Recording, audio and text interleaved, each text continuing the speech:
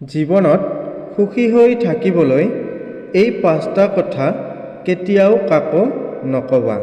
Number 1, স্বামী আৰু স্ত্ৰীৰ মাজৰ গোপন কথা।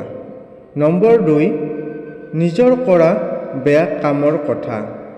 নম্বৰ 3, নিজৰ ইনকামৰ কথা আনক নকবা। নম্বৰ 4, নিজৰ ভৱিষ্যত পৰিকল্পনাৰ কথা আনৰ আগত প্ৰকাশ নকৰিবা। নম্বৰ 5, নিজে কৰা কাম অথবা কষ্টৰ কথা। জীৱনত সুখী থাকিবলৈ এই কথাবোৰ মানি চলিবা। নম্বৰ 1, কথা কম কবা আৰু অপ্ৰয়োজনীয় কথা কোৱাৰ পৰা নিজকে আঁতৰত ৰাখিবা।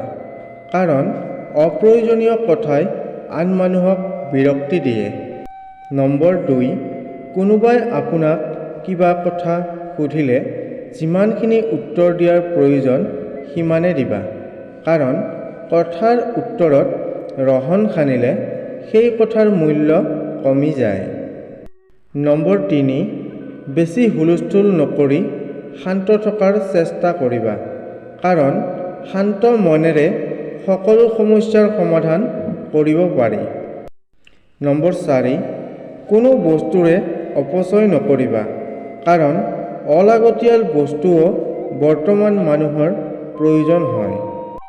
নম্বৰ 5, নিজৰ কথা আনৰ লগত শ্বেয়াৰ নকৰিবা।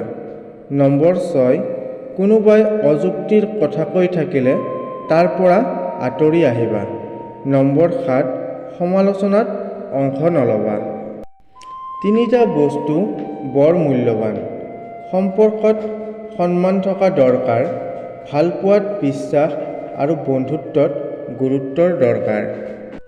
সম্পৰ্ক এটা বনাবলৈ বহু কিছু লাগে, কিন্তু সম্পৰ্কটো জীয়াই ৰাখিবলৈ যি লাগে তাৰে এটা হৈছে টকা। চুলি আৰু সম্পৰ্ক সিমান দিনে ভালে থাকে যিমান দিন আপুনি ভালকৈ তেল দিব পাৰিব। জীৱনত 3টা বস্তু এবাৰেই আহে, সেয়া হ'ল মা-দেউতা আৰু যৌৱন। যদি সুখ বিচৰা তেন্তে ৰাতি সাৰে নাথাকিবা। যদি শান্তি বিচৰা দিনত টোপনি নাযাবা। আৰু যদি সন্মান বিচৰা তেন্তে ফাল্টু কথা নকবা। আৰু যদি ভালপোৱা বিচৰা তেন্তে পৰিয়ালক কেতিয়াও নেৰিবা। ভিডিঅ'টো চাই ভাল লাগিলে লাইক এটা কৰি দিব আৰু চেনেলটো ছাবস্ক্ৰাইব কৰিব।